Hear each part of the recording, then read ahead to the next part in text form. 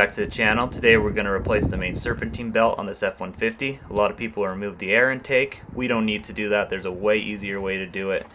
The easier way to do it is just from underneath. So you're just going to crawl underneath there and do it. And I have the truck jacked up to give me some more room, mainly for filming, but it will make your job easier as well. So I'm just going to go behind his air dam right here and then up in the engine bay. So let's get to it. So this is looking at it from below. Right here you got your idler pulley.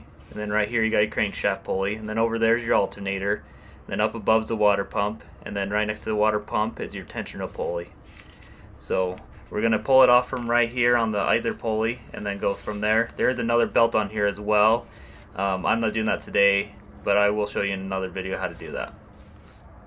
This is pretty simple to take off. You're just going to get a 15mm socket and get it up here on the tensioner pulley. Once you get it up there on the tensioner pulley, you're going to get two hands up in there, and then you're just going to pull it right off the idler pulley. Once you get it off, then you can remove your socket, and then the rest of the belt will come off pretty easy. You just got to kind of jiggle it around and finesse it. I'm going to pull it off the tensioner pulley first. After I get it off the tensioner pulley, then it should come off all the other pulleys pretty easy. This might be the hardest part, honestly harder than getting it off initially. Once you get that off, you can kind of just jiggle it around off the water pump and the alternator right here. Once it's off one of these, it'll come off really easy. There you go. Perfect. Just pull it out and set it aside. As usual, I'm using OEM again. Here's the Ford part number right here. I try to use OEM whenever possible. There are very few parts I don't use OEM. Make sure you're careful when pulling this out. And we're just going to compare the numbers on here with the old belt to make sure it's the same one. And as you can see, the numbers match up perfectly. So I think we're good to go. So let's get this installed.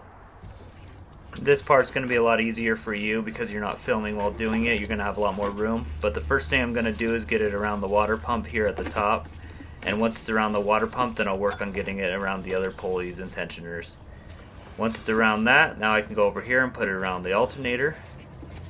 And again, this is going to be easier for you because you're not filming. For me, it's a little bit of a struggle. Once I get it around the alternator, then I can move on to the next part.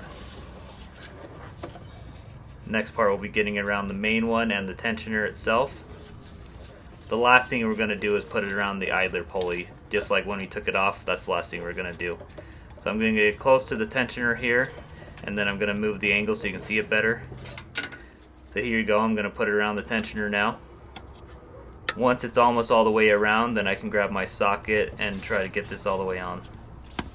Once I get my 15mm socket up there, then I'm going to actually grab the belt and pull it on top of the idler pulley. And this will just make it easier once I get both hands up here to get the belt on. So I'm just going to put it just a little bit in front. Once I get a little bit in front, then I'm going to get both hands up in here. And with both hands, I'm going to pull on the socket at the same time, lift up on the belt. This part's really easy. There you go, perfect. Now it's on. Now we can go around and just adjust the rest of the belts to make sure they're all snug and tight and where they need to be. We want to make sure all the belts are aligned perfectly so when we start the truck we don't have an issue. And this is what it should look like when you're done. It should be routed exactly like this. If you need to pause the video and look at how I have it routed, that's fine. Just pause it and get yours on there properly. Now that we know it's on there good, we can remove the socket. After the socket's removed, I'm actually going to look from the top to make sure it's straight as I started it up, but I'll show you this view. And with the truck running, it's running true and straight. Again, you can look at it from the top to make sure it is, but this is exactly what I wanted. I was having some squeaking and some burning smells coming from the engine bay, and it turned out it was just the belt. So this should fix my issue, and hopefully it'll help fix yours as well. Thank you for watching, and we'll see you all next time.